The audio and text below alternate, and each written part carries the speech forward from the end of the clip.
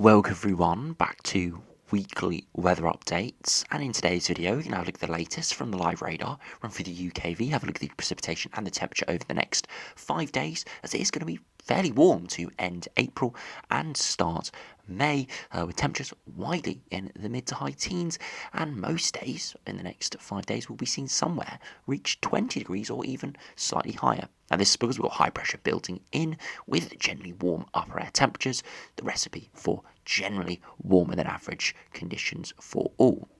However, we're not under the centre of the high, and we've still got some upper troughs around and some areas of instability, so it'll mean it'll be warm, but there will be showers around and potentially plenty of thunderstorms like we're seeing today, and we'll see tomorrow, perhaps not on Monday, but once again returning perhaps into the middle of next week.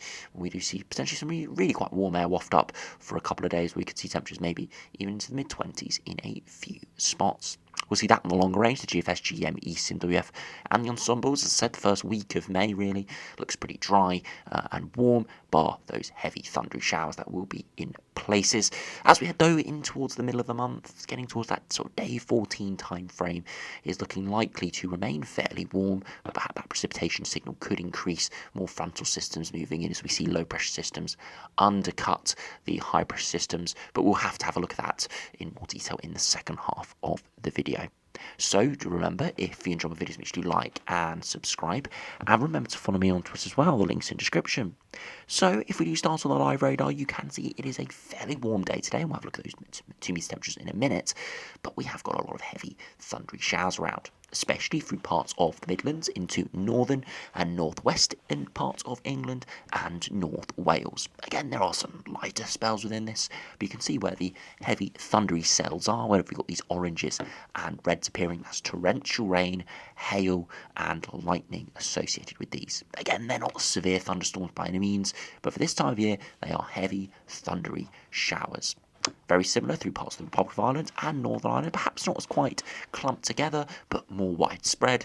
And there are some lighter showers through parts of Scotland and through parts of Southern Ireland and drifting into the southwest, as we do see a bit of instability move through this evening that will give some more widespread showers, less thundery, but more widespread showers in northern and western areas overnight tonight, perhaps even returning into tomorrow too, where we'll see more thunderstorms pep up within a larger area of showers. So it is warm this weekend, and it will continue to be very warm into early May, but by no means is it bone dry. There are dry weather around, especially in the far south and the far east, and even for parts of Scotland. It is dry, it is warm, feeling like early summer, but other areas not quite as pleasant as that. It does look like, through Bank Holiday Monday, specifically Monday, it will be drier and warmer for all, which is one good thing before those showers do return into the middle of next week.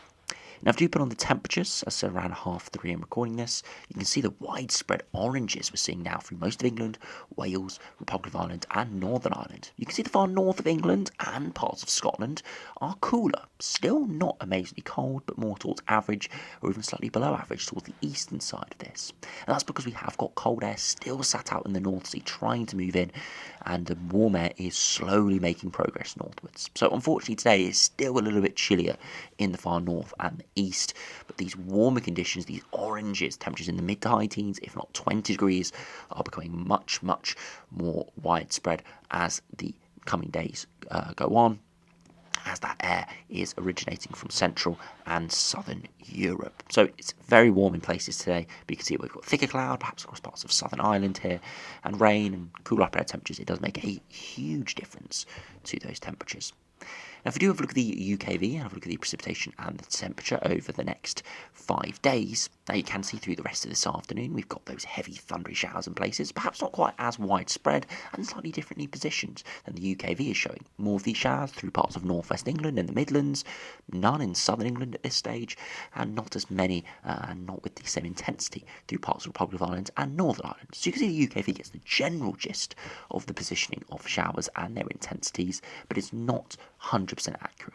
I have said that a number of times over the last few videos, because I don't want to tell people there's going to be thunderstorms in your area and then I get complaints saying there's no thunderstorms at all occurring. There's always huge caveats when we come to this sort of convection especially when it is spawned by strong sunshine that we do get this time of year. So we've got the general areas right, but the best way, of course, to know whenever thunderstorms or any heavy showers are on your way is to look at the live radar. Through the rest of this evening, we have a large area of instability moving in, and it gives some quite heavy rain overnight in places through northern and western areas once again. And into tomorrow morning, we see those showers continue, a bit drab in places actually, and by the afternoon, a few heavy thundery showers occurring again in the north and west. So once again, more cloud around, more showers around, still be warm in places, but not quite as good as today. Beyond that, as we head into Monday, you can see much drier conditions prevail. It perhaps will start to turn a little bit cooler in the north, but much drier in all areas, as we do see a drier air mass move in, less instability, but as I said, it could be introducing slightly cooler, drier air from the north, especially through the northern half of the United Kingdom. So we'll have to look at the exact surface temperatures there. It might be slightly cooler, but more drier weather around. As we head into Tuesday, again, a relatively dry day, but more cloud approaching and showers and areas of rain may start to move in.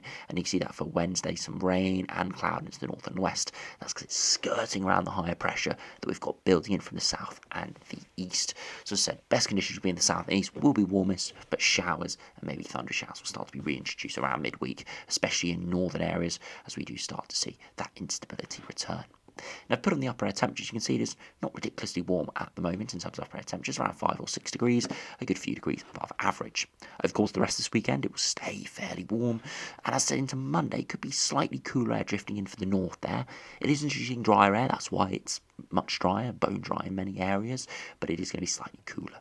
However, that cold air does get shoved away by the middle of the week, and we see some really warm air waft up from the south, maybe 10 to even as high as 15 degrees at 850 HPA through parts of northern France. That could just about impact the far south coast, and instead could give temperatures maybe as high as 25 degrees in a few spots by the end of next week, but it is very much temperamental on those upper air temperatures and the cloud amounts. We'll see the ensembles at the end of the video. Most are going for a brief bump, 48, maybe 72 hour bump, end of next week, that would give temperatures widely in the low to even mid-20s.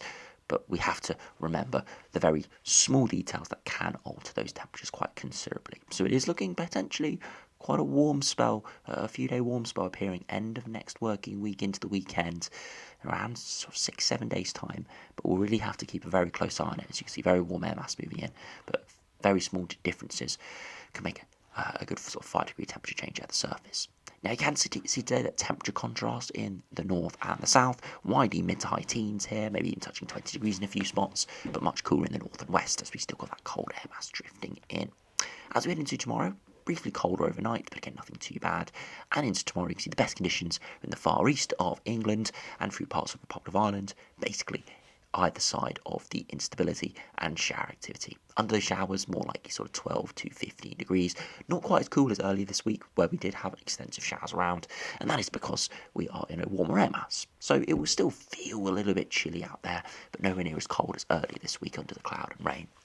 But said elsewhere, a bit more cloud around, but still potentially a bit of a muggy feel out there with temperatures still getting into the high teens.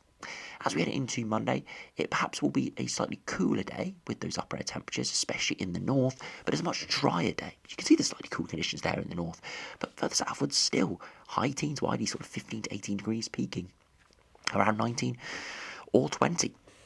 And again, not quite as warm upper air temperatures, but it's really that strong sunshine with relatively dry conditions prevailing, giving that widespread warm conditions. So Monday might not be the warmest day, but I think it will be the best day for the most areas, simply because of that lack of rainfall and more sunshine out there. Into Tuesday, it will be slightly cloudy, and you can see in the far north of Scotland could be a bit of a frost as that cold air mass drifts in. And you see by the afternoon, it's a slightly cooler day there, more towards the mid-teens, still upper teens, down towards the south and southwest, where we still linger onto that warm air mass, but elsewhere it could be slightly cooler. Into Wednesday, temperatures do start to rise widely once again, even higher here, widely 18 or 19, could be 20 degrees through most of England, Wales and the Republic of Ireland. Of course, always cooler through Northern Ireland and Scotland, close to that colder air mass. And as I said, into Thursday, it could start to get even warmer than that, with more conditions, more areas getting above 20 degrees, and some could even get just close to that mid-20 mark, maybe 23 to 25 is possible with that sort of air mass. But again, I have explained the caveats associated with that, so we will just have to see how that does develop. If you do now have a look at the longer range, again, you'll be able to see the evolution that could happen over the course of the next couple of weeks. Now, the latest GFS has high pressure building in at the moment, still a bit of instability around through the weekend, and that's why I got those heavy thundery showers. However, towards of Wednesday, Thursday time, look at that, a real quite strong south to southeasterly wind dragging quite a warm air mass from the Mediterranean. It is quite temporary, only as I said 48 to 72 hours, but it could be briefly very warm for 48 to 72 hours there, before low pressure starts to undercut it, and you can see those lighter yellows and greens impacting us. Still within a relatively warm air mass, so it probably won't go all too cold there, but it will go a bit more unstable, maybe heavy thundery showers occurring. And that will continue all the way beyond that, where we continue to see generally warm southerly and easterly flows coming in, but low pressure undercutting it, giving heavy thundery showers and maybe even frontal systems at times when larger low pressure systems move in. Occluded fronts, things like that could move in and could give some heavier rain in places. So by no means bone dry in the longer term, but still looking relatively warm and hopefully dry in many areas, at least out to the next sort of 7 days or so, apart from some of those heavy thundery showers over the course of this weekend. Now, if you do look at the upper air temperatures, especially as we head into early next week, where it's not in the UKV's time frame, again, you can see that real warm air getting wafted up, especially through Thursday there. Again, that could be the warmest day. If we do put on the 2 metre temperatures, again, this is 6 p.m. If we go to 3 p.m, not quite as warm as the UKV was showing. Again, probably dragging thicker cloud in there. So you can see the caveats here. Very similar air mass, but just not quite as warm, and that's because we don't have clear skies.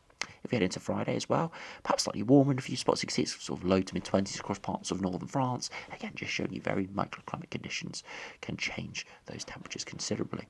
If we head over to the GM now and see how that does compare, again, high pressure building in over the coming days with that very strong south to southeasterly wind, instability moving in perhaps by Friday time, giving heavy thundery showers into next weekend, but still likely to be relatively warm. Again, we put on the upper air temperatures, high pressure building in, very warm upper air temperatures wafting up there through Thursday, getting above 10 degrees at 850 HPA, very similar to the UKV. It'll be interesting to see what those 2 metre temperatures are in a minute. And beyond that, low pressure does move in, still within relatively warm air. So as I said, it'll be relatively decent at the surface. Again, the temperature deviation is average to above average for the foreseeable future. Brief blues could appear in the north and the east, but very hot air could come off the far south for a time on Thursday. And again, if we have a look at those surface temperatures, you'll be able to see that it could get really quite warm there. Again, mid to high teens. Once again, not quite as high as the UKV. So it's interesting, the longer range runs here, perhaps having more cloud, perhaps having more rain. Again, if we put on the precipitation, again, you can see those thundery showers starting to appear, but nothing too succinct over the UK. So very interesting. The longer range runs only showing high teens here. Again, they must be seeing something that the UKV is not. The UKV was going very warm by Wednesday, getting into the 20s, and I'd expect by Thursday to be in the mid-20s. Again, if we do scroll down, you can see 25 or 26 degrees across parts of northern France into Paris, not far away, just not quite reaching the UK. So very interesting seeing that, and we are in a very similar air mass. We put on the 850 HPA temperatures. You can see there's maybe 1 or 2 degree difference between northern France and parts of England and Wales. So we'll just have to see how it does develop. But yeah, interesting seeing that. Could be very warm, but long range runs having a bit of a caveat with that. If you look at the ECMWF now, again, high pressure building in, again, a bit of instability around, that very strong southeasterly wind coming in, eventually low pressure running in off the Atlantic into that high pressure system, into that warmer air, and we do see potentially heavy showers and thunderstorms. And once again, if we look at the upper air temperatures, generally above average, perhaps very warm middle to end of next week with that temperature deviation. And if we look at the 2 metre temperatures, it could be very warm early next week with that. Again, I have to see it, interestingly, does it have something very similar to the other runs? And look at that. wow, by Thursday next week, only showing 14 or 15 in the south. When you look at the upper air temperatures, you'd say that's really quite warm. Again, it could do with the wind direction, perhaps slightly more from an easterly direction, and it could do with precipitation. Again, here, oh yeah, you can see here, precipitation moving into the far south. So unfortunately, the ECMWF has a very warm air mass, similar to the UKV. However, it has that precipitation more progressive, the cloud more progressive, so the warm air actually starts to trigger some big heavy showers and along this occluded front looking likely here. So that wouldn't be great. We'd be seeing our warmest conditions of the year, muggiest conditions of the year, all associated with heavy thundery rain. So again, very small things. Again, this rain's delayed by 12 hours. Thursday could be an incredible day. Low to maybe even mid-20s in a few spots. But if this rain does come through around the early afternoon, like the like the ECMWF is showing, it would really hold back those temperatures indeed. So we will have to see what happens, but the upper air temperatures are looking warm. We're just now going to have to focus on surface level problems to see what those actual 2 meter temperatures are, what you'll actually feel like at the surface. If you do finish by looking at the ensembles, you can see generally over the next sort of week or so, it's pretty dry, a few showers in places for London. Again, the south and eastwards areas are going to avoid most of the heavy showers the next sort of 48 hours. And you see the upper air temperatures are generally average to above average over the next 7 days. Perhaps a brief dip around sort of Tuesday time. Again, slightly cooler air mass can move in there before we get to see that big jump, as I said, for about 48 to 72 hours. Upper air temperatures potentially get up as high as 10 degrees. Again, though, that's associated with precipitation starting to return. So we'll have to, again, really look at that in very close detail over the coming days. Beyond that, generally average to slightly above average upper air temperatures most of the time. We're around that average mark, and precipitation does increase. So again, could be heavy thundery showers around at times. Again, if we look at the 2 meter temperatures, you can see it is fairly warm over the next week, mid to high teens quite widely, but we'll have to, again, look at the very small details to decide which days could be 20 degrees, while other days will be 15 degrees, where the upper air temperatures are very, very similar. But not looking at any cold weather over the next couple of weeks. None of this sort of 7 or 8 degrees with heavy rain. Most likely mid to high teens, maybe 20 degrees, pretty much every day in areas where it is dry. And it's looking plentiful of dry weather over the next week or so. After that, we will have to reassess.